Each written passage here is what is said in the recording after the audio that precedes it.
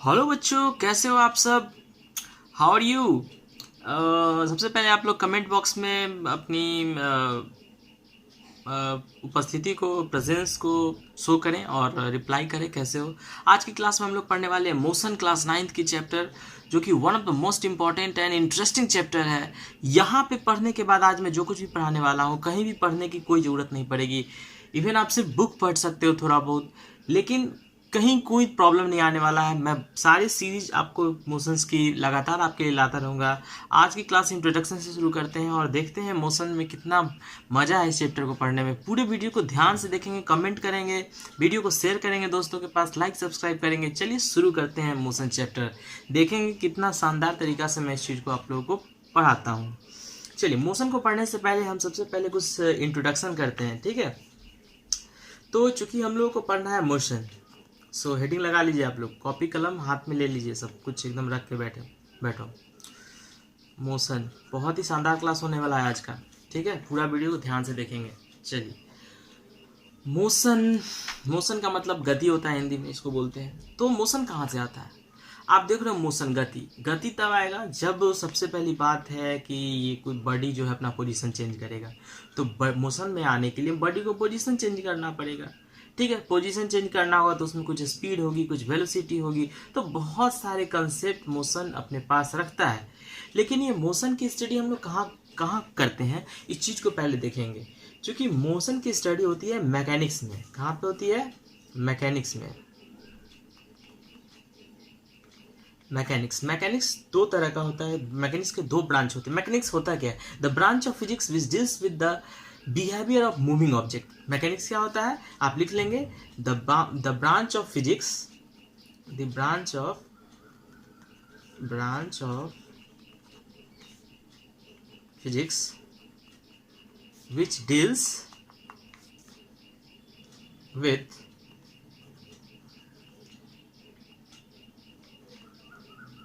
behavior of moving objects। तो किसी भी ऑब्जेक्ट कोई भी ऑब्जेक्ट मूव करता है, उसकी स्टडी हम लोग मैकेनिक्स में पढ़ते हैं। तो मैकेनिक्स भी फर्दर दो पार्ट में डिवाइड किया गया है। पहला काइनेमेटिक्स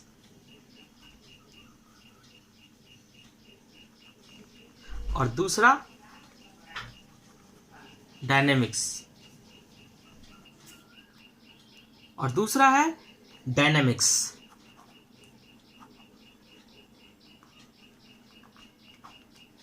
तो काइनेमेटिक्स एंड डायनेमिक्स। तो अभी हम लोग जो मोशन चैप्टर पढ़ेंगे वो कौन से पार्ट में आएगा? वो आएगा काइनेमेटिक्स में। क्यों? क्योंकि काइनेमेटिक्स क्या बोलता है? Kinematics deals with the study of motion without taking account of cause of motion. इसमें हम लोग मोशन की स्टडी करेंगे, लेकिन मोशन के पीछे जो कॉज होता है, या फिर फोर्स होता है, फ्रिक्शनल फोर्स होता है, या ग्रेविटेशनल फोर्स होता है, या कुछ भी होता है, उसके कॉज के बारे में स्टडी नहीं करेंगे। यानी कि इसमें जो स्टडी हम लोग करने वाले हैं, आप लोग लिख सकते हैं काइनेमेटिक्स का डेफिनेशन क्या होता है ना? It deals with the study of motion without taking account of cause of motion, ठीक है? यहाँ पे हम लोग मोशन के कॉज को नहीं लेंगे कि मोशन का कॉज क्या हो सकता है, फोर्स होता है, या फिर और भी को कॉज हो सकता है। लेकिन डायनेमिक्स क्या होगा? डायनेमिक्स जब हम लोग न्यूटन्स लॉ ऑफ मोशन पढ़ेंगे, जो मोशन के बाद वाली चैप्टर पढ़ेंगे, जो one of the most important and गजब का चैप्टर है, जो मैं आपके साथ सीरीज में लाऊंगा। तो डायनेमिक्स में क्या पढ़ेंगे? It deals with the cause of motion, ठीक है? यानी कि यहाँ पे कॉज भी पढ़ेंगे हम लोग मोशन का। इसमें भी पढ़ेंगे क्या? मोशन तो पढ़ेंगे, लेकिन उसकी कॉज भी पढ़ेंगे, कॉज ऑफ मोशन भी पढ़ेंगे। तो कॉज ऑफ मोशन क्या होता है? Force is the myth. तो इसीलिए हम लोग पढ़ेंगे Newton's law of motion and force and law of motion chapter है ना? तो इसके बाद हम लोग वो पढ़ेंगे। तो चलिए हम लोग डील करते हैं मोशन के बारे में, ठीक है? तो मोशन क्या होता है, पहले इस चीज को डील करेंगे इंट्रोडक्शन के साथ। क्लास काफी सही होने वाला है, मजेदार क्लास होने वाला है। एकदम दिल थाम करके बैठ जाओ, एकदम कॉपी कलम लेके। इसके अलावा कहीं पढ़ने की कोई जरूरत नहीं पड़ेगी।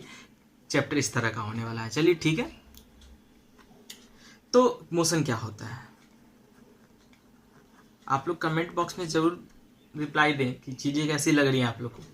ठीक है। मोशन, मोशन कहने का मतलब होता है an object is said to be in motion if it change its position with respect to its surrounding in a given time. कह सकते हो a body is said to be in motion if it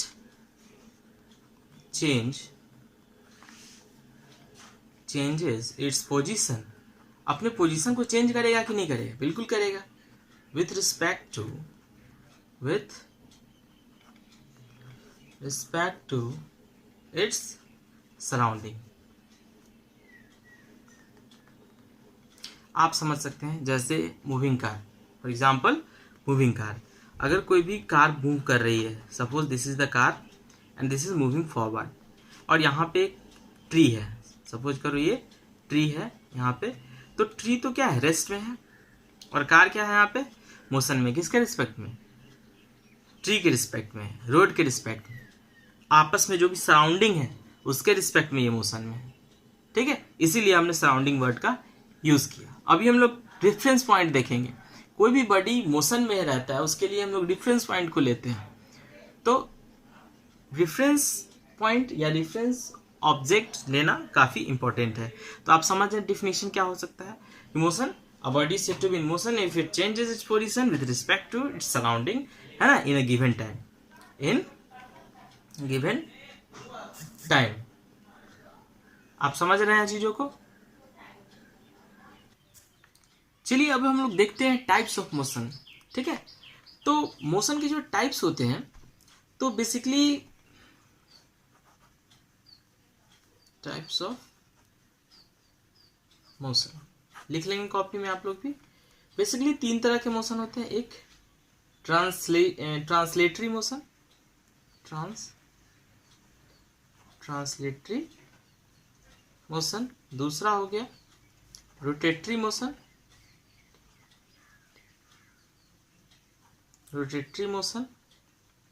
और तीसरा हो गया आप लोग को vibratory motion.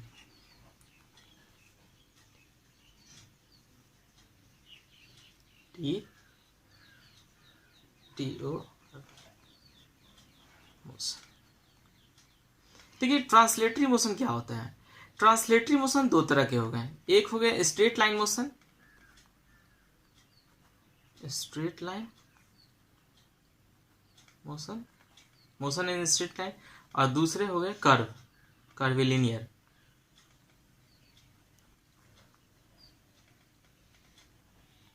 Curvilinear motion.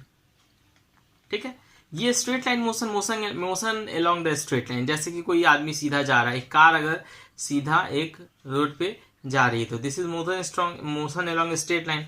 Curvilinear motion, जैसे कि वही कार अगर कर्व पाथ पे फॉलो कर रही है तो दिस इज कर्विलिनियर मोशन, है ना, कर्व मोशन हो गया, है ना। मोशन अलोंग सर्कुलर पाथ भी बोल सकते हो, है ना, motion along the circular path, है ना, जैसे motion along the circular path, इस तरह से। ठीक, अब रोटेटरी मोशन क्या होता है। तो रोटेटरी मोशन होता है motion along its own axis. जैसे एक लट्टू का घूमना किसी भी फिक्स्ड पाथ पे। लट्टू क्या एक ही पॉइंट पे फिक्स ऑर्बिट पे अपने आप को मूवमेंट देता है। तो ये motion along the fixed axis, that is called rotatory motion. Motion along the fixed axis. Vibratory motion क्या होता है। तो वाइब्रेटरी मोशन होता है मोशन ऑफ पेंडुलम, है ना, टू एंड फ्रो मोशन। आप देख सकते हो एक ही पोजीशन पे आप कोई भी चीज वाइब्रेट करे। जैसे कोई छड़ वगैरह होता है ना, जैसे ये छड़ है आपकी छत पे लगा रहता है ना, और उसको आप हिलाते हो तो किस तरह से वाइब्रेट करता है, अपने पोजीशन से यहाँ पे कभी इधर से पहले इधर आएगा, फिर इधर से इधर आएगा, और फिर इधर से यहाँ। तो यहाँ पे 1 पेंडुलम हो गया, 1 ऑसिलेशन हो गया, है ना। तो इस तरह से फिर घड़ी होता है, घड़ी में बॉब लटका हुआ होता है, वो भी अपने यहाँ से यहाँ पे आता है, फिर यहाँ से यहाँ के बाद फिर यहाँ पे आएगा, है ना, फिर यहाँ के बाद यहाँ आएगा, तो 1 ऑसिलेशन होगा। इस तरह से motion of Bob, motion of pendulum is comes under the vibratory motion. ठीक है, दूसरी बात, यहाँ पे मोशन के ये टाइप्स हो गए, लेकिन मोशन 2 तरह का होता है। मोशन भी अपने आप में दो तरह का होगा। एक होता है, आपको यहाँ पे मैं बता देता हूँ, एक होता है यूनिफॉर्म मोशन, यूनिफॉर्म मोशन, और दूसरा होता है नॉन यूनिफॉर्म मोशन। क्या होता है? Non uniform motion. Uniform motion क्या होता है? यूनिफॉर्म मोशन वो होता है जहां पे जो बॉडी गिवन टाइम में इक्वल डिस्टेंस ट्रैवल करता है। कोई भी बॉडी गिवन टाइम में अगर इक्वल डिस्टेंस इक्वल टाइम में इंटरवल में सफर करता है तो उसका मोशन यूनिफॉर्म कहलाएगा। फॉर एग्जाम्पल कह सकते हैं कि एक बंदा अब गाड़ी से जा रहा है, जब सपोज तुम गाड़ी चला रहे हो, बाइक चला रहे हो, तो तुम 40 के रफ्तार में बाइक पे हो, एक्सीलेटर पे एकदम तुम्हारा हाथ 40 पे है और कोई जर्क नहीं है, कोई कुछ नहीं, प्लेन रोड पे 40 के रफ्तार में तुम 2 घंटा चल दिए, है ना। 2 घंटा बाद तुम 80 किलोमीटर चल गए और 80 किलोमीटर पहुंच गए 2 घंटा में। यानी कि तुम यहाँ इस पॉइंट ए से बी पे गए, तुम्हारा रफ्तार क्या था? शुरू से 40 और यहाँ तक पहुंचे फिर भी 40 किलोमीटर पर आवर था। फिर बी से सी पे गए, यहाँ भी तुम्हारा रफ्तार क्या था? 40 किलोमीटर पर आवर। सी से डी पे गए, यहाँ भी तुम्हारा 40 किलोमीटर पर आवर का रफ्तार था। समझ रहे हो कि एक कितने घंटा में? 1 घंटा में, 1 घंटा में, 1 घंटा में। यानी कि हर 1 घंटा में, या फिर 1 घंटा समझो, या 2 घंटा समझो, या 3 घंटा समझो, बात समझ में आ रही है? जो तुम्हारा स्पीड था, है ना, 1 घंटा में 40 का रफ्तार था, दूसरा घंटा में भी 40 का ही रफ्तार था, तीसरा घंटा में भी समझो तुम 40 किलोमीटर गए। बात तो वही हो गया, स्पीड वही हो गया ना। अगर तुम 40 किलोमीटर गए, ये पर आवर का मतलब क्या है? वही है, 1 घंटा में 40, फिर अगला 1 घंटा में यही 40, तो वही 40 किलोमीटर ही है। फिर अगला, यानी कि ये पता चला कि जो बंदा डिस्टेंस ट्रैवल किया वो गिवन टाइम में इक्वल डिस्टेंस ट्रैवल किया।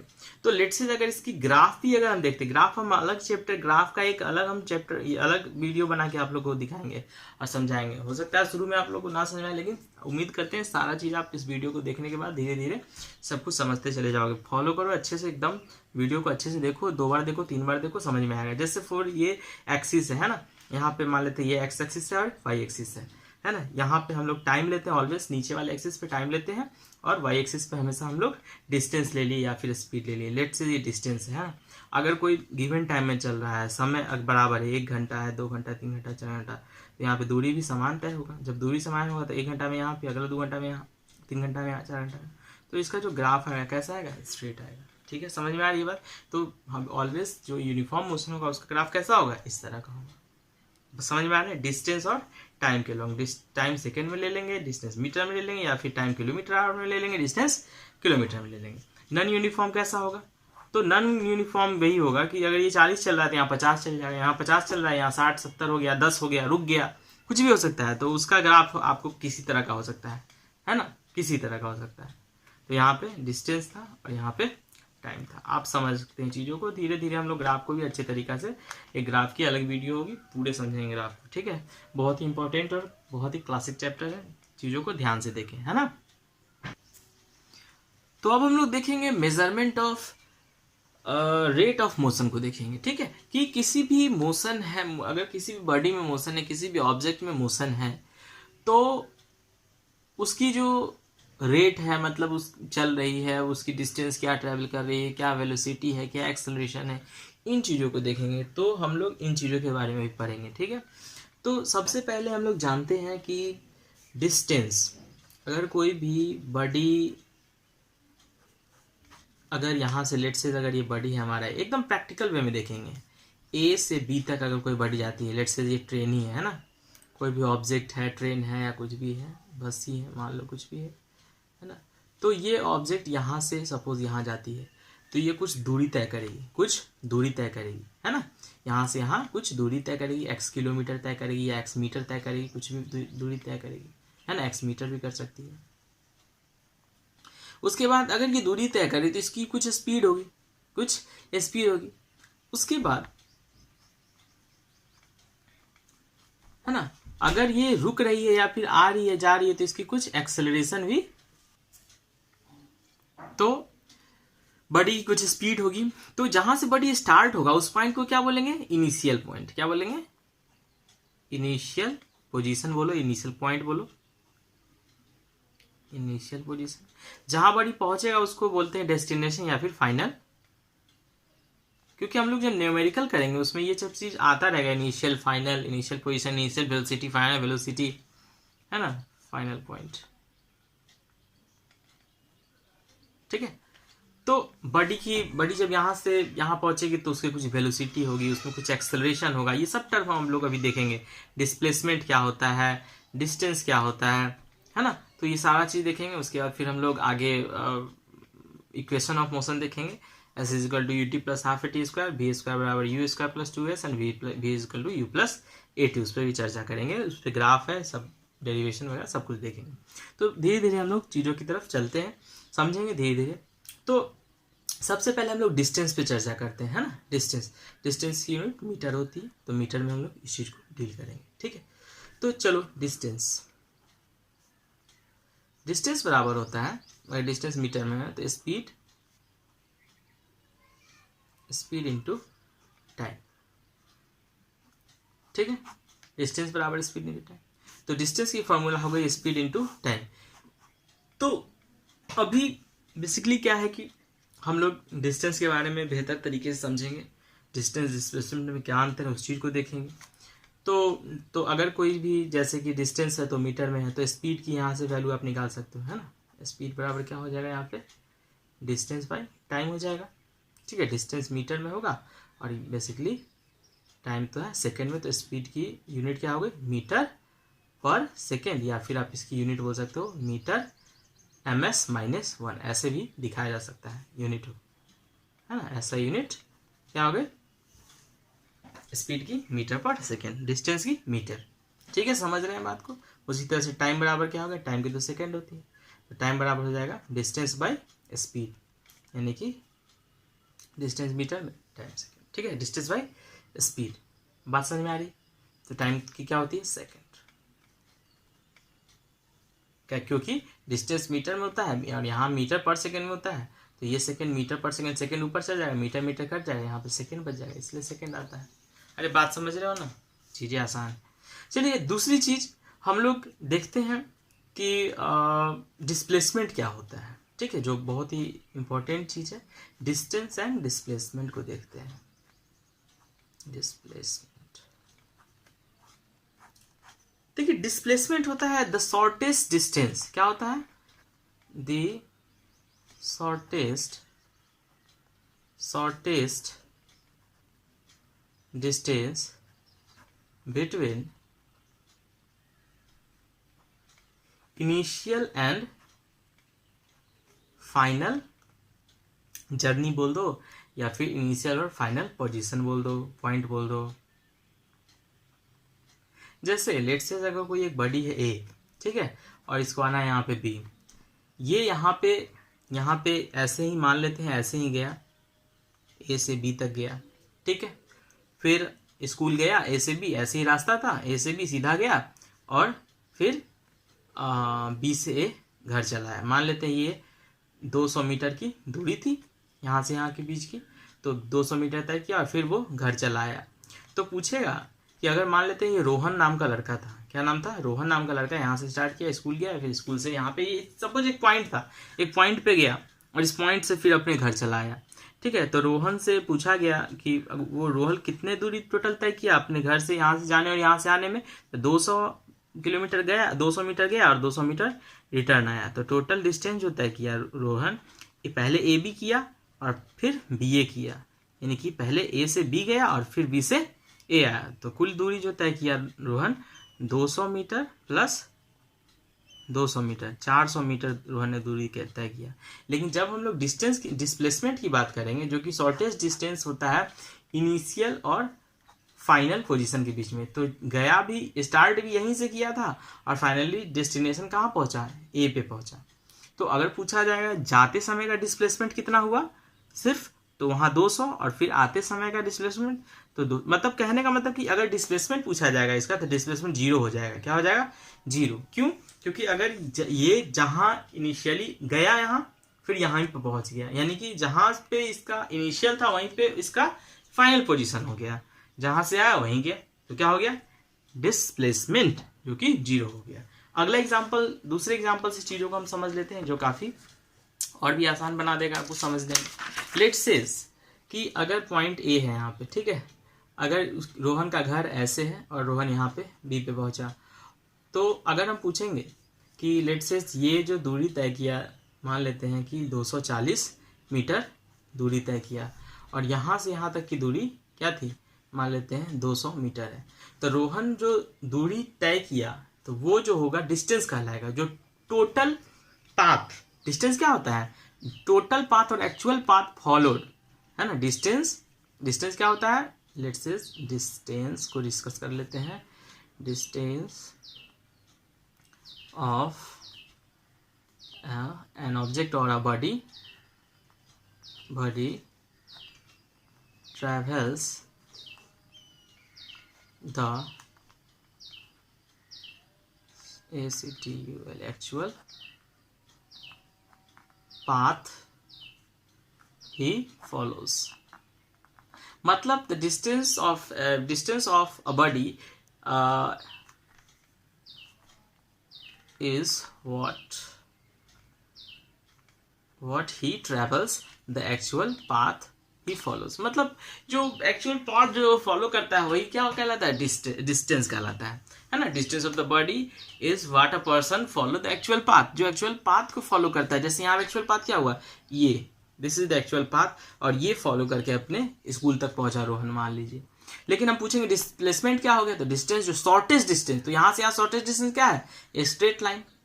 तो ये स्ट्रेट लाइन है तो यहाँ पे 200 मीटर हो गया, है ना। जो सबसे कम दूरी होगी, अब ये रोहन यहाँ से भी जा सकता था, कहीं से भी जा सकता था यहाँ पहुँचने के लिए, लेकिन जो शॉर्टेस्ट दूरी होगी यहाँ पे डिस्प्लेसमेंट क्या हो गया, ए से बी 200 मीटर हो गया। लेट्स से अगर मान लेते हैं ये सर्कुलर पाथ है, ठीक है। अगर रोहन यहाँ पे ए पे है, ठीक है, और रोहन जो है सर्कुलर पाथ पे यहाँ पे बी पे पहुँच गया, ठीक है। तो अगर हम पूछेंगे इस सर्कुलर पाथ के केस में तो रोहन की डिस्टेंस क्या होगी, तो डिस्टेंस, चलो यहाँ एक सवाल ले लेते हैं। ये डिस्टेंस, तो डिस्टेंस हो गया एक सर्कमफ्रेंस का हाफ पार्ट अगर ये कवर कर रहा है डिस्टेंस से, तो ये 2πr/2 कर रहा है, यानी कि ये πr डिस्टेंस तय कर रहा है। लेकिन वही अगर हम पूछेंगे डिस्प्लेसमेंट क्या होगी रोहन की, तो रोहन की डिस्प्लेसमेंट यहाँ से शॉर्टेस्ट डिस्टेंस ये, यानी कि r+r, डिस्प्लेसमेंट 2r हो गया। अरे आप बात समझ रहे हो कि नहीं, 2r जो हो गया डिस्प्लेसमेंट हो गया और टोटल डिस्टेंस कितना हो गया, 2πr/2 यानी πr हो गया। फिर से अगर हम कहते हैं कि रोहन चलो इस पाथ को फॉलो किया और फिर यहाँ पे पहुंच गया, तो टोटल डिस्टेंस क्या हो गया इस केस में। अगर टोटल पाथ रोहन यहाँ से निकला फिर यहाँ पे सर्कुलर पाथ को फॉलो करते चला गया, तो यहाँ पे इस केस में टोटल डिस्टेंस क्या हो गया, 2πr। तो सर्कमफ्रेंस की जो दूरी होगी वही तो तय करेगा। लेकिन फिर डिस्प्लेसमेंट अगर पूछा जाए तो इस केस में फिर 0, क्योंकि जहाँ से आया वहीं पे पहुँच गया, तो फिर डिस्प्लेसमेंट क्या हो गया, 0। अरे आप मेरी बात को समझ रहे हो कि नहीं। एक अगला एग्जाम्पल और ले लेते हैं। सपोज करो ये हमारा एक स्क्वायर फील्ड है, ये हमारा स्क्वायर फील्ड है। अगर ये आदमी ए है यहाँ पे, ठीक है, यहाँ पे बी पे आता है, बात समझो, बी पे आता है। अगर मान लेते हैं ये 2 मीटर का इसका क्या है, ये स्क्वायर है, स्क्वायर फील्ड है, 2 मीटर का यहाँ पे इसका साइड है ना, बाउंड्री है। तो मान लेते हैं ये यहाँ पे जाता है 2 मीटर, यहाँ दूरी, यहाँ ए से गया बी पे, बी से गया सी पे, है ना, फिर डी है मान लेते हैं। तो ये बंदा ए से बी पे गया रोहन, और बी से फिर सी पे गया, तो कुल दूरी कितना तय किया, तो टोटल डिस्टेंस तय किया 4 मीटर।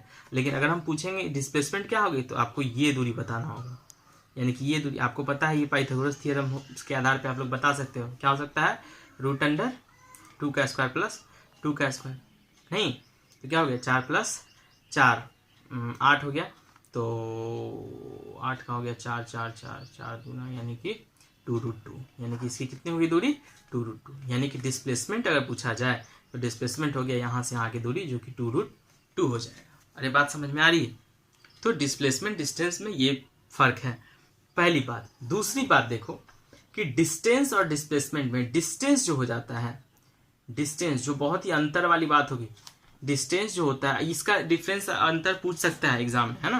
तो डिस्टेंस जो होता है आप लोग लिख लोगे टॉपिक बना के, डिस्टेंस जो होता है actual path followed by an object that is called distance, और displacement is the shortest path. आप देख सकते हो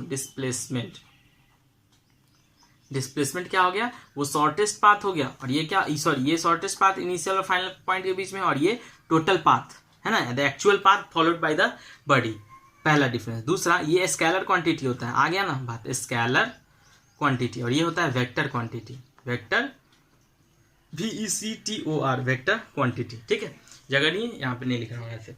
स्केलर। अब बताओ एक स्केलर और वेक्टर क्या होता है, ये भी पूछ सकता है एग्जाम में। Scalar quantity have magnitude only, scalar quantity have magnitude only, whereas the vector quantity has magnitude as well as direction. तो डिस्प्लेसमेंट के पास डायरेक्शन भी आप देख सकते हो, यहाँ पे ये डायरेक्शन है, ये स्पेसिफाइड डायरेक्शन है, आप देख सकते हो ये स्पेसिफाइड डायरेक्शन है ना, आप देख सकते हो ये स्पेसिफाइड डायरेक्शन है। तो मैग्नीट्यूड क्या होता है, मैग्नीट्यूड 200 मीटर ये मैग्नीट्यूड है, लेकिन 200 मीटर अगर ईस्ट कोई जा रहा है तो कह सकते हैं ये वेक्टर क्वांटिटी है ना, 200 मीटर ईस्ट क्या हुआ, वेक्टर क्वांटिटी। आप देख सकते हो, फिर से हम बताने की कोशिश करते हैं, वेक्टर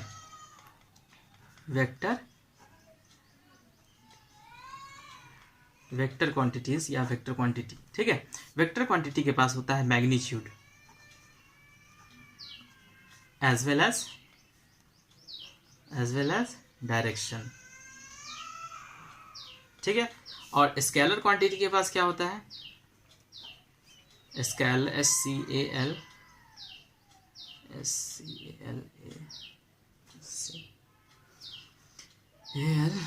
स्केलर क्वांटिटी, ठीक है। Scalar quantity it has magnitude only, it has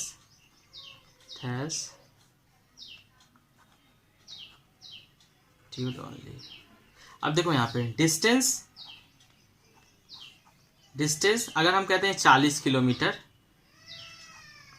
sorry कोई भी 40 किलोमीटर पर आवर कोई भी चीज़ तय किया, या फिर डिस्टेंस कहो, इसके पास मैग्नीट्यूड है 40 किलोमीटर, ये भी मैग्नीट्यूड है। अगर 40 किलोमीटर पर आवर ये भी स्पीड है, मैग्नीट्यूड है, कुछ स्पीड है भाई, किधर जा रहा है वो तो नहीं बता रहा है ना ये। लेकिन जब हम वेलोसिटी और वेक्टर क्वांटिटी की बात करते हैं, जब हम वेलोसिटी अभी बता रहे हैं, वेक्टर क्वांटिटी की जब बात करते हैं तो वेक्टर क्वांटिटी के पास मैग्नीट्यूड भी होता है और डायरेक्शन भी होता है। तो जैसे फॉर एग्जांपल डिस्प्लेसमेंट कोई भी इनिशियल और फाइनल पोजीशन में स्ट्रेट लाइन में होता है ना, यानी कि अगर यहाँ से यहाँ बॉडी A to B जा रहा है तो इसके पास अगर कहते हैं कि अगर 40 किलोमीटर पर आवर के रफ्तार से जा रहा है तो A से B यानी कि स्पेसिफाइड डायरेक्शन भी है। यहाँ पे ये चीज़ नहीं है कि अगर इधर से इधर किसी भी तरह से चला गया, नहीं, स्पेसिफाइड डायरेक्शन में ही ऑलवेज डिस्प्लेसमेंट को चूज करेंगे, यानी कि 40 किलोमीटर ईस्ट, ये हो गया वेक्टर क्वांटिटी। तो displacement is a vector quantity whereas the distance is a scalar quantity, ठीक है। अब हम लोग चर्चा करेंगे वेलोसिटी के बारे में, ठीक है। तो हम लोग देखेंगे कि वेलोसिटी क्या होता है। तो वेलोसिटी का भी यूनिट होता है मीटर पर सेकेंड, है ना। लेकिन वेलोसिटी और स्पीड में अंतर क्या है, स्पीड जो है सो स्केलर क्वांटिटी, क्योंकि इसके पास मैग्नीट्यूड है, डायरेक्शन नहीं, बताता नहीं है कि किधर जा रहा है। लेकिन वेलोसिटी के पास एक डायरेक्शन है, यानी कि speed in given direction, that is called velocity. Velocity क्या हो गया, speed of an moving object, है ना, इन डेफिनिट डायरेक्शन। तो लिख सकते हो speed of a moving object in a given direction। तो किसी भी गिवन डायरेक्शन में, है ना, तो अगर कोई भी ऑब्जेक्ट मूव कर रहा है तो वो हो गया वेलोसिटी। बिकॉज कह सकते हो कि अगर यहाँ से इस बी की तरफ इस मतलब 40 किलोमीटर प्रति घंटा के रफ्तार से जा रहा है ईस्ट के तरफ, किधर जा रहा है, ईस्ट की तरफ, या फिर नॉर्थ की तरफ, साउथ की तरफ, किधर भी, तो यानी कि ये जो इसको हम स्पीड ना बोल के क्या बोलेंगे, वेलोसिटी इस्तेमाल करेंगे। क्या करें, वेलोसिटी ऑफ एन ऑब्जेक्ट, क्या बोलेंगे, velocity of N object is 40 kilometre per hour. क्या बोलेंगे, velocity of N object is 40 kilometre per hour, ठीक है। ये ज्यादा वेलोसिटी बोलना ज्यादा खूबसूरत, ज्यादा सही रहता है, ठीक है, क्योंकि इसकी कुछ डायरेक्शन है, कहीं जा रहा है कि तो किसी कोई भी चीज ऑब्जेक्ट कहीं जा रहा है तो किसी पार्टिकुलर डायरेक्शन में जा रहा है, तो इसलिए इसको बोलते हैं वेक्टर क्वांटिटी। क्या बोलेंगे इसको, वेक्टर। तो velocity is a vector quantity because it has magnitude as well as direction. तो वेलोसिटी का फॉर्मूला क्या होता है, वेलोसिटी को v से एक्सप्रेस करेंगे, ठीक है। तो और वेलोसिटी बराबर होता है टोटल डिस्टेंस ट्रेवल, ठीक है, टोटल डिस्टेंस ट्रेवल, ठीक है। डिस्टेंस s, जो s को हम लोग डिस्टेंस से डिनोट करते हैं ना, डिस्टेंस को s से डिनोट करते हैं, याद रखना, स्पीड नहीं, डिस्टेंस को छोटा s से डिनोट करते हैं। Total distance travel by total time taken, total time taken, this is what we call velocity. आप जितना भी चीज बता रहे सबका फेयर कॉपी बना के दिखाओगे हमको, है ना, सबको स्क्रीनशॉट डाल के सब कुछ अपलोड करो, दिखाओ, है ना।